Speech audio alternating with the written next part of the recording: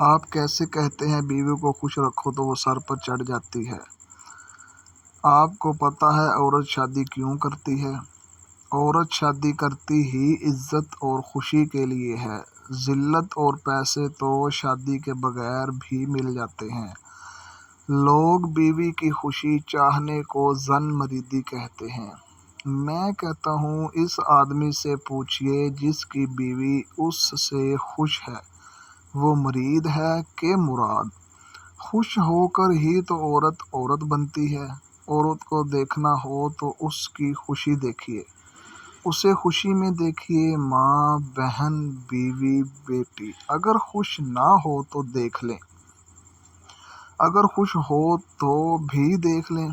ذرا یاد کریں آپ کی بیوی آپ سے خوش ہوتی ہے تو کیا کرتی ہے، کیا کہتی ہے؟ نافرمانی کرتی ہے یا فرما برداری بد زبانی کرتی ہے، یا تہذیب و شائستگی کا مظاہرہ؟ میں دعوے سے کہتا ہوں عورت شوہر سے خوش ہوتی ہے تو فرما برداری کرتی ہے، اس کا ہر کام بھاگ بھاگ کر کرتی ہے، بغیر کہے کرتی ہے، نرم و نازک لہجے میں خوبصورت باتیں کرتی ہے، تہذیب و شائستگی سے بلاتی ہے اور ناز و ادا سے بہاتی اور رچھاتی ہے، اور ایسا کر کے خوش ہوتی ہے۔